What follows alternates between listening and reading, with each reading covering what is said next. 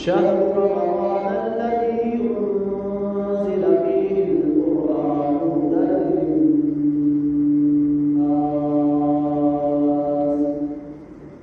هدى للناس وبينات من الهدى والفرقان فمن شهد منكم الشهر فليصم. صدق الله العظيم وصدق رسوله النبي الكريم ونحن على ذلك لمن الشاهدين والشاكرين والحمد لله رب العالمين.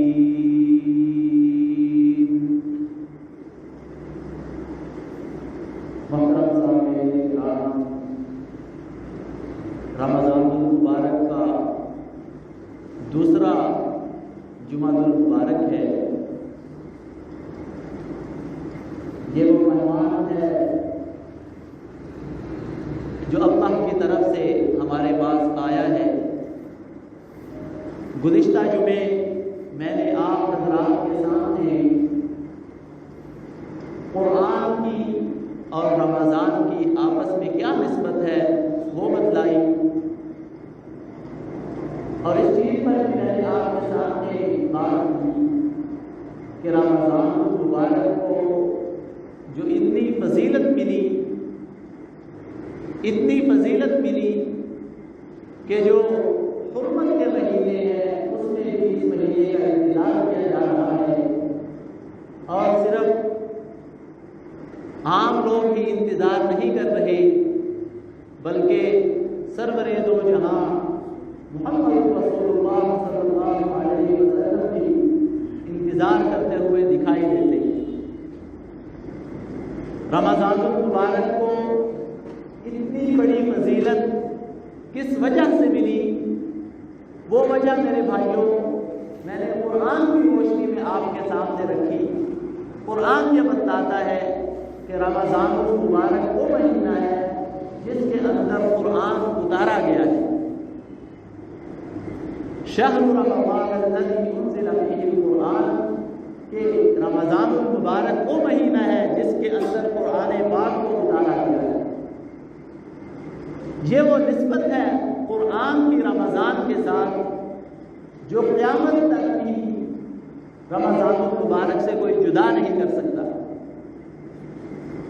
اسی کی ضمن میں نے آپ کے سامنے قرآن کریم کی فضائل بھی آپ کے سامنے رکھے، اور اس کے ساتھ ساتھ قرآن پاک کا یہ اعجاز بھی میں نے آپ کے سامنے بیان کیا کہ قرآن کا یہ ایک معجزہ ہے کہ قرآن پاک جس کے ساتھ بھی جڑتا چلا جاتا ہے اسے اعلیٰ اور ارفع کرتا چلا جاتا ہے.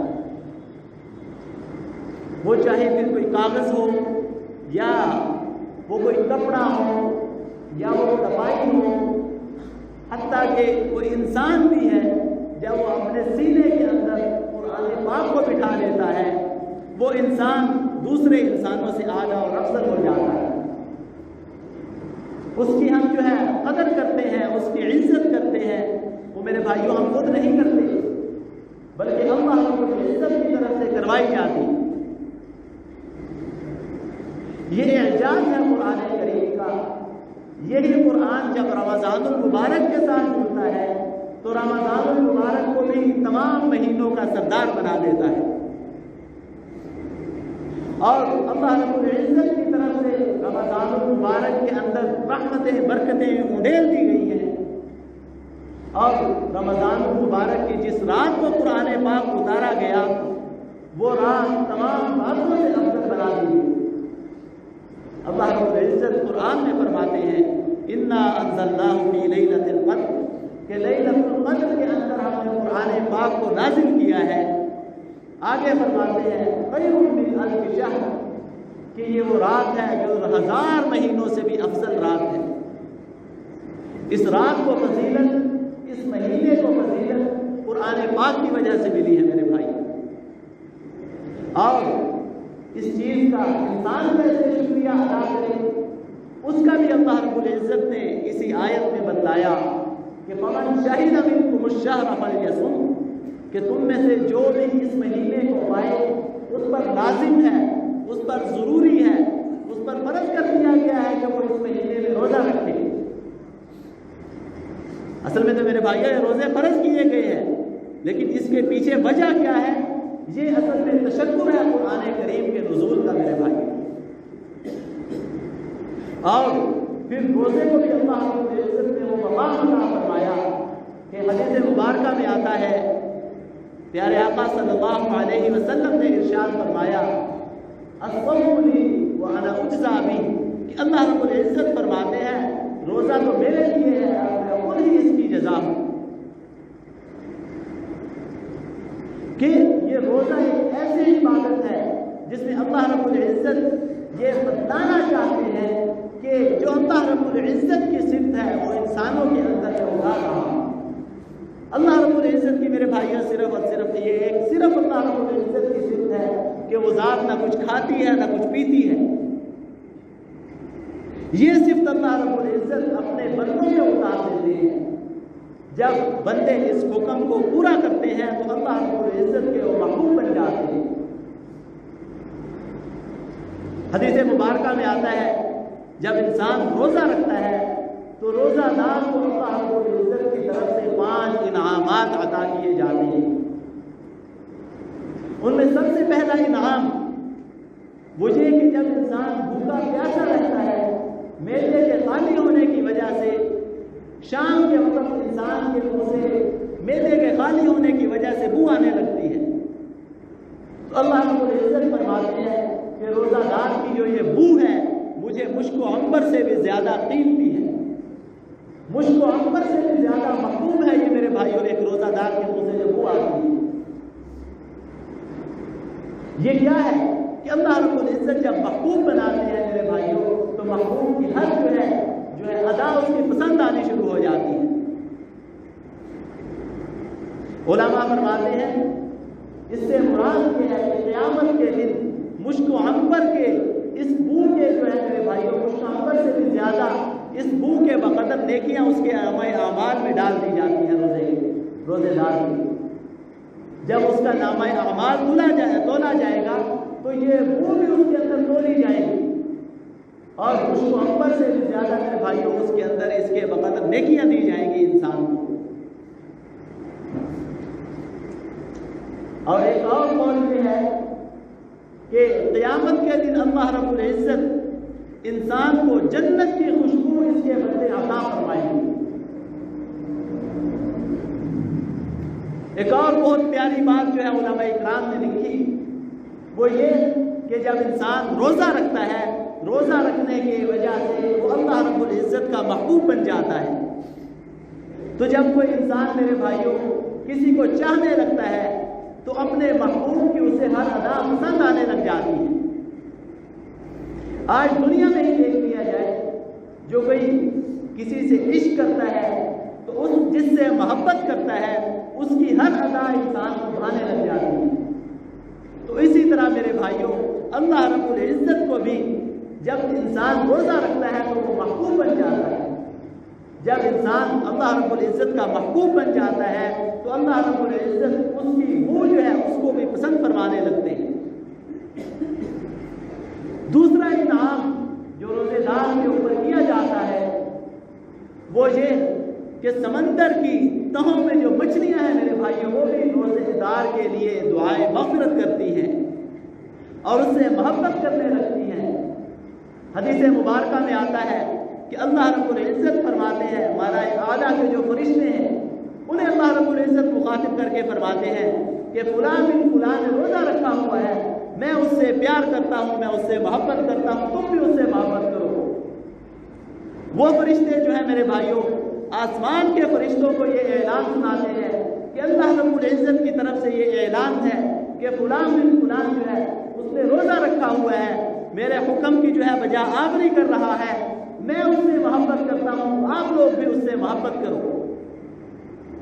آسمان کے جو فرشتے ہیں میرے بھائیوں زمین میں یہ اعلان کر دیتے ہیں، یہاں تک کہ زمین کی ہر چیز اس انسان سے محبت کرنے لگتی ہے۔ یہ میرے بھائیوں محبت جو ہے اللہ رب العزت کی طرف سے ڈالی جاتی ہے. یہاں تک کہ سمندر کی تہوں میں جو مچھلیاں ہیں وہ بھی روزہ دار کے لیے دعائے مغفرت کر رہی ہوتی ہیں اور اس سے محبت کر رہی ہوتی ہیں. یہ محبت اللہ رب العزت کی طرف سے اڈھیلی جاتی ہے. جب کوئی انسان اللہ رب العزت کا محبوب بن جاتا ہے، آج بھی ہم دیکھتے ہیں میرے بھائیوں، جو اللہ رب العزت کے قرب میں جو انسان ہوتا ہے، جو جتنا اللہ رب العزت کے قریب ہوتا ہے، لوگوں کے دلوں میں اللہ رب العزت کی طرف سے اس کی اتنی ہی عظمت بٹھا دی جاتی ہے اور لوگ اس کی طرف کھینچے چلے جاتے ہیں اور اس سے محبت کرنے لگ جاتے ہیں. ہمارے اکابر جو گزرے، صحابہ اکرام، تبع تابعین، تابعین، جتنے ائمہ گزرے میرے بھائیوں، ہمارے دلوں میں ان کے لیے محبت ہے. ہم ان کے گستاخی برداشت نہیں کرتے. حالانکہ ہمارا ان کے ساتھ کیا تعلق تھا؟ صرف اور صرف میرے بھائیوں ایک ہی تعلق تھا کہ ان لوگوں نے اللہ رب العزت کو راضی کیا، جس کی وجہ سے اللہ رب العزت نے لوگوں کے دلوں میں، ہمارے دلوں میں ان کی محبت بٹھا دی.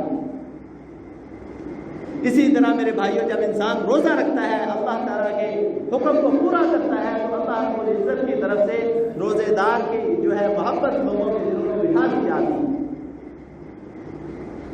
تیسرا انعام جو روزے دار کے اوپر کیا جاتا ہے وہ یہ کہ جنت جو ہے اس کے لیے مزین کی جاتی ہے.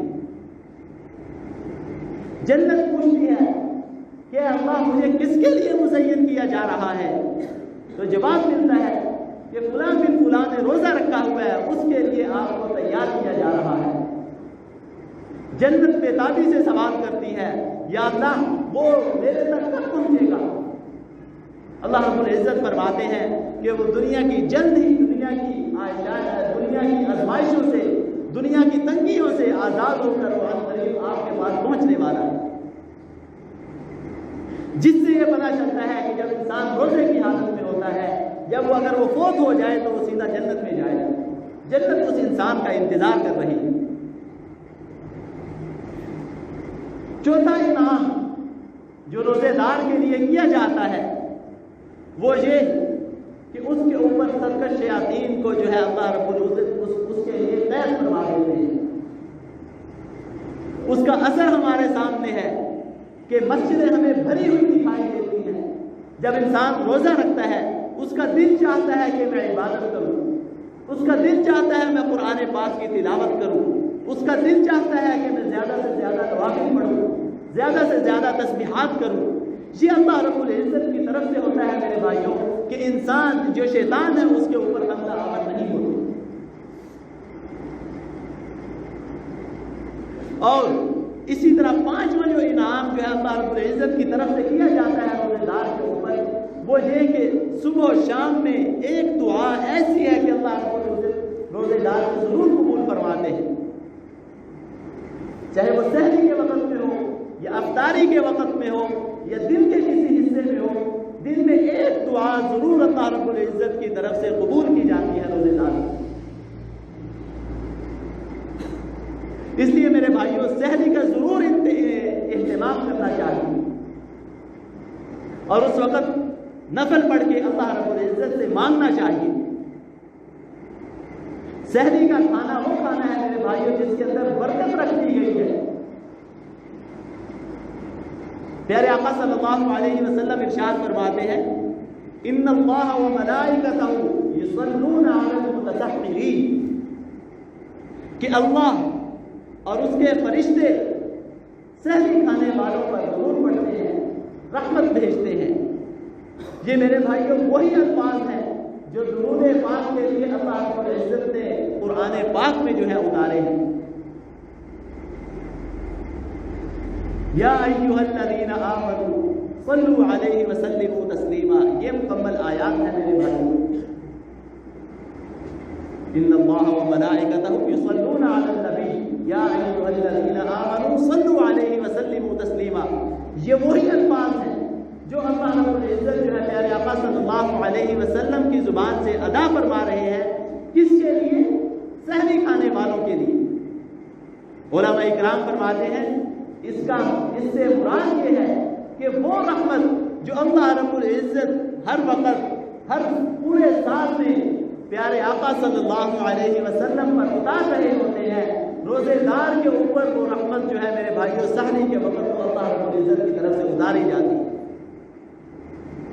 اگر ہم چاہتے ہیں کہ ہمارے اوپر بھی اللہ رب العزت کی وہ رحمت نازل ہو جو پیارے آقا صلی اللہ علیہ وسلم کے اوپر نازل ہوتی ہے، تو ہمیں چاہیے کہ ہم سحری کھائیں، اور سحری کے کھانے میں برکت رکھی گئی ہے۔ سحری کا اتنا اہتمام کیوں کیا جاتا ہے، اور پیارے آقا صلی اللہ علیہ وسلم نے سحری کھانے کی اتنی زیادہ ترغیب کیوں دی، اس کے پیچھے بھی میرے بھائیوں ایک وجہ ہے۔